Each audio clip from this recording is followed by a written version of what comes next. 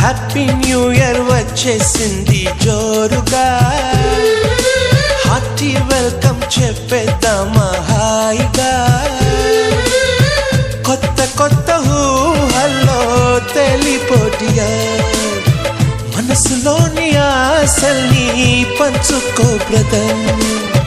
గుండెలోని భావాలు గుప్పుమన్న ఈ వేళ, కదిలల్లే కాలపు కన్నెకి టాటా చెప్పుదామా. జనవరితో అడుగులు వేస్తూ ముందుకి పోదామా.